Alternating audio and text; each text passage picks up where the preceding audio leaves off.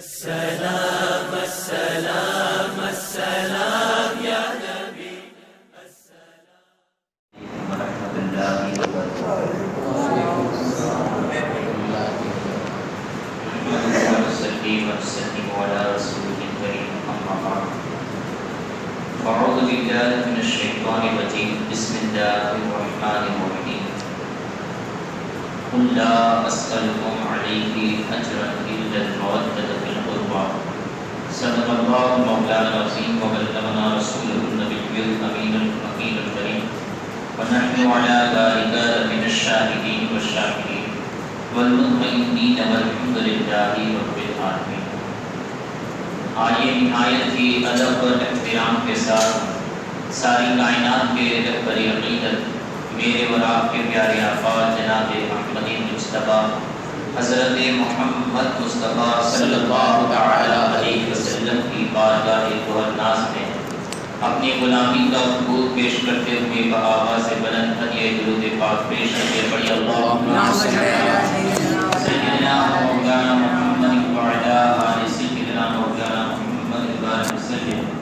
صلاۃ و سلام علیک یا رسول اللہ صلی اللہ تعالی علیہ وسلم۔ اللہ رب العزت کا نہایت ہی فضل و کرم اور اس کا احسان عظیم ہے کہ رب کریم نے ہمیں مسلمان پیدا فرمایا اور آقا اکرم صلی اللہ علیہ وسلم کا امتی بنایا اور ساتھ ہی ساتھ اہل سنت والجماعت میں رکھا۔ اللہ رب العزت ہمیں ہمیشہ ہمیشہ اہل سنت والجماعت پر ہی زندگی گزارنے والا بنائے اور اسی پر ہمیں موت بھی نصیب فرمائے۔ ہم اہل سنت والجماعت جس طریقے سے اہل بیت اطہار کا ذکر کرتے ہیں اسی طریقے سے اصحاب رسول صلی اللہ تعالی علیہ وسلم کا بھی ذکر کرتے ہیں۔ ان حضرات کی طرح نہیں ہے کہ جو صرف حضرت امام حسین کا ذکر کرتے تھے اور حضرت امام حسن رضی اللہ تعالی عنہ کے ذکر کو چھوڑ دیتے۔ امام حسن رضی اللہ تعالی عنہ کا اگر ہم ایک اپنے حساب سے دنیاوی حساب سے جو اللہ نے تو انہیں مقام عطا فرمایا ہے اسے کوئی جان ہی نہیں سکتا کہ رب نے انہیں کتنا اونچا مقام عطا فرمایا ہے، لیکن ہم اگر ایک اپنی عقل کے حساب سے آپ کے مقام کو تلاش کریں تو حضرت امام حسن کا مقام اور مرتبہ یہ حضرت امام حسین سے بھی بڑا ہے، امام حسین رضی اللہ تعالی عنہ سے بھی بڑا ہے، کیونکہ آپ حضرت امام حسن رضی اللہ تعالی عنہ حضرت امام حسین کے بڑے بھائی ہیں اور بڑے بھائی کا مقام یہ چھوٹے سے بڑا ہی ہوا کرتا ہے۔ اسی طریقے سے ایک روایت میں آتا ہے کہ ایک شخص سیدنا امام حسین رضی اللہ تعالی عنہ کے پاس پہنچا اور اس نے امام حسین کے سامنے حضرت امام حسن رضی اللہ تعالی عنہ کی کچھ برائی کو بیان کیا۔ حضرت امام حسین رضی اللہ تعالی عنہ بڑی تیش میں آ گئے اور کہا کہ بدبخت تو حسن کی برائی کرتا ہے جو مسلمانوں کا امیر ہے، میرا بڑا بھائی ہے اور میرا امام بھی ہے۔ سبحان اللہ۔ تو یہ حضرت امام حسین رضی اللہ تعالی عنہ کی کلمات کہ امام حسن مسلمانوں کے امیر ہیں تو یہ ایک مقام کو واضح کرتا ہے، ساتھ ہی ساتھ یہ فرمانا کہ یہ میرا بڑا بھائی ہے یہ بھی ایک الگ مقام کو واضح کرتا ہے، اور پھر یہ ارشاد فرمانا کہ وہ میرا امام ہے، اس سے صاف طور پر واضح ہو جاتا ہے کہ امام حسین بھی اپنے بڑے بھائی کی عزت کیا کرتے تھے اور ان کی عظمت اور وقار کو پہچانتے تھے، اور اسی وجہ سے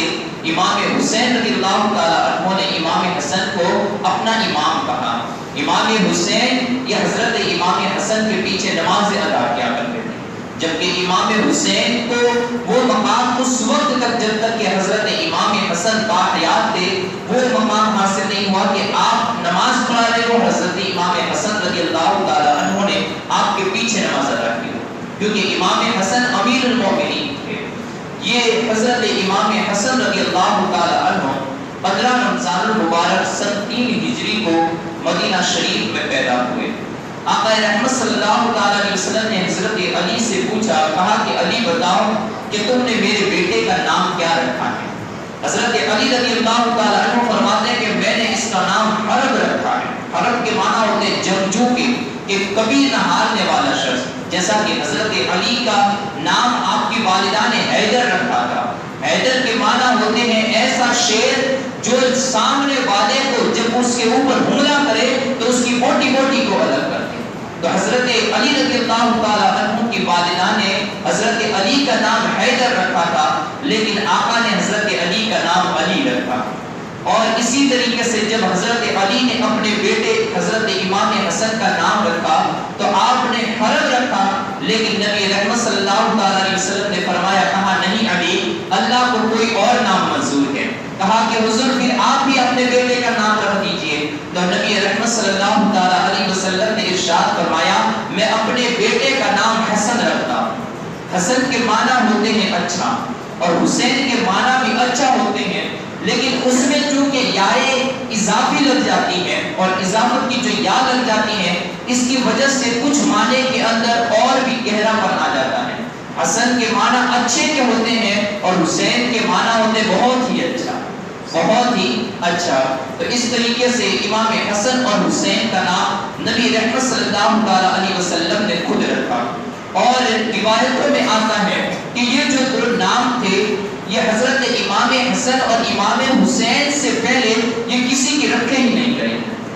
یہ نام کسی کے اس سے پہلے رکھے ہی نہیں گئے ہیں۔ جیسا کہ آپ نبی رحمت صلی اللہ علیہ وسلم کے نام کو دیکھیں، آقا رحمت صلی اللہ علیہ وسلم کا نام محمد ہے، لیکن اس سے پہلے تمام انبیاء کرام علیہ السلام بھی آئے، لیکن کسی نبی کا نام بھی محمد نہیں رکھا گیا۔ کہ جبکہ حضرت آدم علیہ السلام سے لے کر حضرت عیسیٰ روح اللہ علیہ السلام تک تمام انبیاء کی تاریخ کو دیکھیں،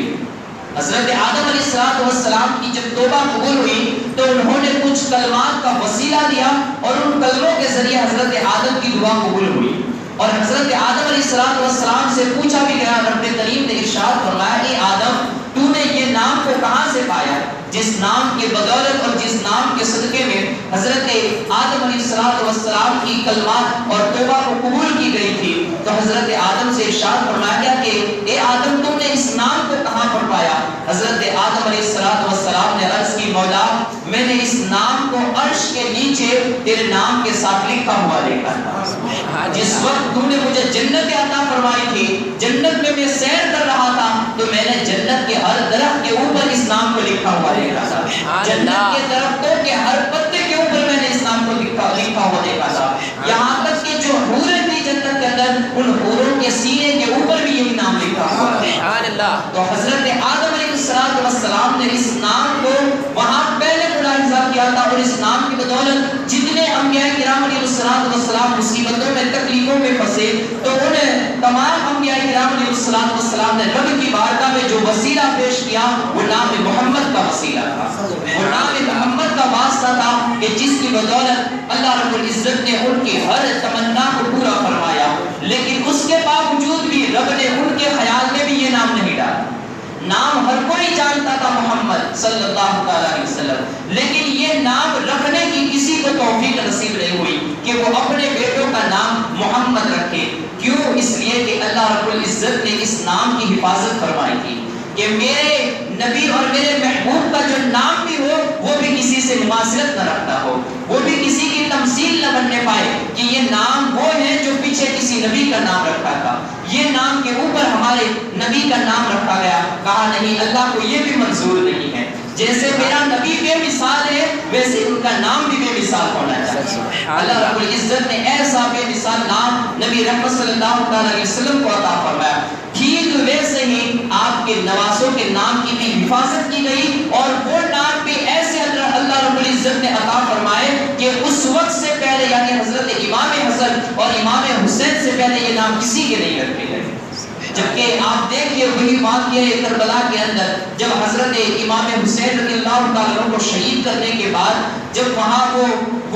یزیدی لشکر یہ دمشق کی طرف روانہ ہوا تو ایک گرجے کی دیوار پر انہوں نے یہ شعر 500 سال پرانا لکھا ہوا دیکھا تھا کہ اگر جو امت قتلت حسینہ، وہاں پر بھی حضرت امام حسین کا نام تو لکھا ہوا تھا۔ پادری سے پوچھا گیا کہ یہ نام اور یہ شعر کب سے لکھا ہوا ہے؟ اس پادری نے کہا کہ نبی آخر الزمان صلی اللہ علیہ وسلم کی پیدائش سے 500 سال پہلے سے یہ نام لکھا ہوا ہے، اور یہ شعر 500 سال پہلے سے لکھا ہوا ہے، جبکہ امام حسن اور امام حسین کے نام بھی اتنے پرانے تھے لیکن کسی شخص کے نام نہ رکھے گئے۔ کیوں؟ کیونکہ حضرت حسن اور حضرت حسین بھی بے مثال تھے، ان کے نام بھی بے مثال رکھے گئے کہ جن کی تمثیل نہیں پائی گئی۔ تو حضرت امام حسن اور امام حسین رضی اللہ تعالی عنہ کے نام یہ نبی رحمت صلی اللہ علیہ وسلم نے خود رکھے بلکہ اللہ کے حکم سے رکھے۔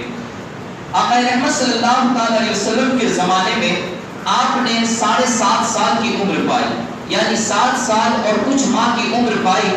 اور آپ ان صحابیوں میں آپ کا نام شمار ہوتا ہے جن سے 13 حدیث مرویات ہیں، یعنی صحابہ کرام وہ تھے کہ جو آقا رحمت صلی اللہ علیہ وسلم سے حدیثوں کو یاد کیا کرتے تھے۔ تو حضرت امام حسن رضی اللہ تعالی عنہ نے بھی آقا رحمت صلی اللہ علیہ وسلم سے 13 حدیثیں یاد فرمائی تھی، اور ان 13 حدیثوں کے آپ راوی ہیں۔ گویا کہ اس چھوٹی سی عمر کے اندر آپ نے امت مسلمہ کو آقا رحمت صلی اللہ علیہ وسلم کے 13 فرامین عطا فرمائے، اور ایک فرامین مصطفیٰ کا بھی ملنا یہ بہت ہی اونچی بات ہے اور بہت ہی اونچے مقام اور مرتبے کی بات ہے۔ اور ایسی چھوٹی سی عمر میں حضرت امام حسن رضی اللہ تعالی عنہ سے 13 حدیث مرویات ہیں۔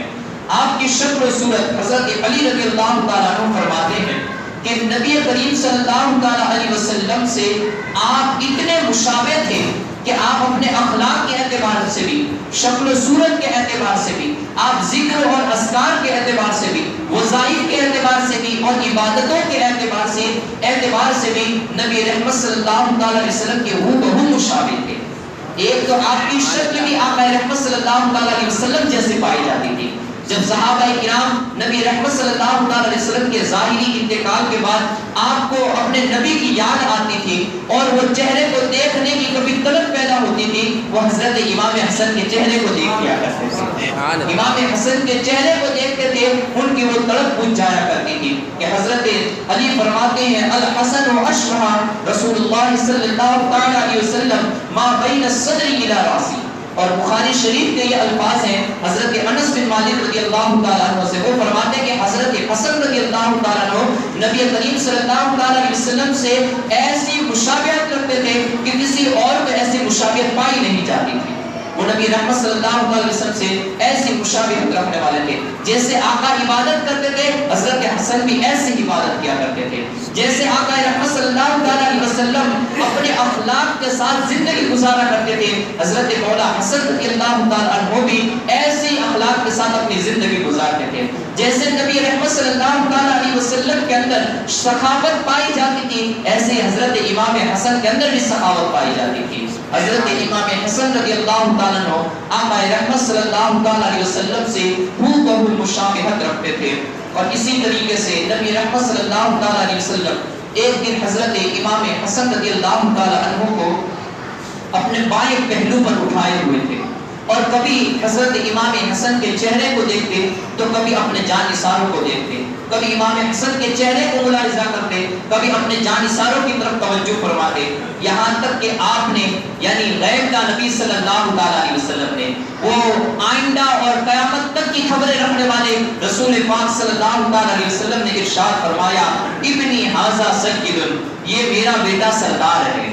ابن ھذا سید، امام حسن کا عشق پایا جاتا ہو تو آپ کے نام پر سبحان اللہ کی صداؤں کو بلند کرے۔ آپ نے فرمایا ابن ھذا سید، یہ میرا بیٹا سردار ہے۔ فرمایا وَلَعَلَّ اللَّهُ أَن يُصْلِحَ بِهِ بَيْنَ فِئَتَيْنِ مِنَ الْمُسْلِمِينَ، اور فرمایا کہ امید ہے کہ ایک وقت ایسا آئے گا کہ اللہ تبارک و تعالی اس میرے بیٹے کے ذریعے دو مسلمانوں کی عظیم جماعتوں کے اندر صلح فرما دے گا، مسلمانوں کی دو عظیم جماعتوں کے اندر صلح فرما دے گا۔ اور واقعی میں جب حضرت امام حسن رضی اللہ تعالیٰ عنہ ان کے ہاتھ میں جب خلافت آئی اور خلافت پر تخت نشین ہوئے تو حضرت امام حسن رضی اللہ تعالیٰ عنہ نے 6 ماہ تک خلافت فرمائی، اور آقا رحمت صلی اللہ علیہ وسلم کا وہ فرمان عظیم کہ میرے بعد 30 سالوں تک خلافت رہے گی، ان 30 سالوں کے اندر جب تک ہم حضرت امام حسن کے 6 مہینوں کو شمار نہیں کرتے وہ 30 سال پورے نہیں ہوتے ہیں۔ حضرت امام حسن رضی اللہ تعالیٰ عنہ نے 6 ماہ تک خلافت کو کام انجام دیے، اور بزرگان دین فرماتے ہیں یہ خلفائے راشدہ جسے کہا جاتا ہے ان کے اندر 5ویں خلیفہ حضرت امام حسن رضی اللہ تعالیٰ عنہ ہے۔ جب آپ لشکر لے کر کوفہ سے روانہ ہوئے اور سامنے حضرت امیر معاویہ رضی اللہ تعالیٰ عنہ کا بھی لشکر سامنے ہو گیا، یہ ایک عظیم کہانی ہے جو انشاءاللہ میں وقت بوقت آپ کے سامنے رکھتا ہوا چلوں گا، لیکن حضرت عمرو بن عاص رضی اللہ تعالیٰ عنہ کے وہ الفاظ آج بھی بخاری شریف کے اندر پائے جاتے ہیں۔ حضرت عمرو بن عاص رضی اللہ تعالیٰ عنہ بیان فرماتے ہیں کہ حضرت امام حسن ایک ایسا لشکر لے کر آئے ہوئے تھے کہ جیسے ہمارے سامنے کوئی پہاڑ کھڑا ہو گیا ہو ایسا آپ کے پاس لشکر تھا، یعنی اتنا عظیم لشکر تھا۔ حضرت عمرو بن عاص رضی اللہ تعالیٰ عنہ فرماتے ہیں کہ اگر وہ لشکر حملہ کر دیتا تو وہ سامنے والے لشکر کو نصف نابود کر دیتا اور تمام لوگوں کو یہ مٹی کے اندر ملا دیتا۔ اتنا بڑا لشکر حضرت امیر المؤمنین حضرت امام حسن رضی اللہ تعالیٰ عنہ کے ساتھ تھا۔ اتنی بڑی طاقت، اتنی بڑی قوت کے باوجود بھی حضرت امام حسن رضی اللہ تعالیٰ عنہ نے لڑائی کو اور جنگ کو پسند نہیں فرمایا، بلکہ اس وقت آپ نے خلافت سے دستبرداری کو اختیار کر لیا۔ یہ کتنی عظیم بات ہے۔ نبی رحمت صلی اللہ علیہ وسلم کا وہ فرمان، آقا رحمت صلی اللہ علیہ وسلم نے ارشاد فرمایا اگر کوئی طاقت و قوت کے باوجود بھی کسی شخص کو معاف کر دے اللہ رب العزت اسے اپنے عرش کا سایہ نصیب فرمائے گا۔ حضرت امام حسن کے پاس اتنی بڑی طاقت و قوت تھی اور اتنی عظیم فوج تھی، لیکن اس کے باوجود بھی آپ نے مسلمانوں کے درمیان خون ریزی نہ ہو، چونکہ سامنے بھی جو لشکر تھا حضرت امیر معاویہ رضی اللہ تعالیٰ عنہ کے ساتھ وہ بھی ایک مسلمانوں کا لشکر تھا، آپس میں کچھ اجتہادی رائے کی بنیاد پر آپس میں وہ ٹکراؤ ہو چکا تھا۔ اس سے پہلے بھی جنگ صفین اور جنگ جمل کے موقع پر کئی مسلمانوں کی ذاتیں یہ ضائع ہوئی تھی، مسلمانوں کی جانیں ضائع ہوئی تھی۔ حضرت امام حسن رضی اللہ تعالیٰ عنہ نے اپنے صادق المصدوق آقا رحمت صلی اللہ علیہ وسلم کے قول کی سچائی کے مصداق بنے اور آپ نے خلافت سے دستبرداری کو اختیار کر لیا اور اپنی خلافت حضرت امیر معاویہ کے سپرد فرما دی۔ حضرت امیر معاویہ کے سپرد فرما کر حضرت امام حسن رضی اللہ تعالیٰ عنہ کوفے کی سرزمین کو چھوڑ کر مدینہ کے اندر اپنی باقی کی زندگی کو گزارنے لگے۔ اب اس کا بدلہ دے کے اللہ رب العزت کے یہاں کسی کا اجر یہ ضائع نہیں کیا جاتا۔ حضرت امام حسن رضی اللہ تعالیٰ عنہ نے خلافت سے دستبرداری کو اختیار کیا۔ آخری وقت میں نبی رحمت صلی اللہ تعالیٰ علیہ وسلم ارشاد فرماتے ہیں جب امام مہدی آئیں گے تو کوئی اور نہیں حضرت امام حسن کی اولاد سے آئیں گے، امام حسن کی اولاد سے آئیں گے، اور اللہ رب العزت نے انہیں وہ خلافت اور ایسی عظیم سلطنت نصیب فرمائے گا کہ مشرق سے لے کر مغرب تک اور شمال سے لے کر جنوب تک کسی کونے میں بھی کوئی انسان چلا جائے گا،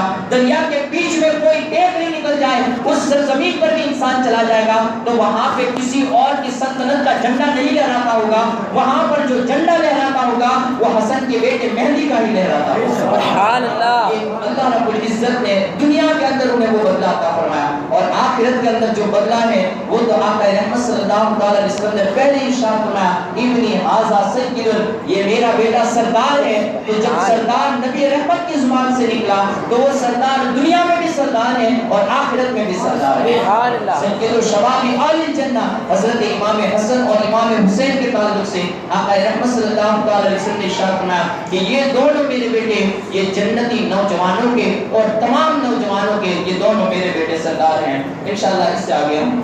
آئندہ جمعہ کو سماعت کرتے ہوئے چلیں گے۔ رب کائنات کی بارگاہ میں دعا ہے اللہ رب العزت ہمیں نیک کام کرنے کی توفیق عطا فرمائے، برے کاموں سے بچائے، صراط مستقیم کی ہدایت نصیب فرمائے۔ واخر دعوانا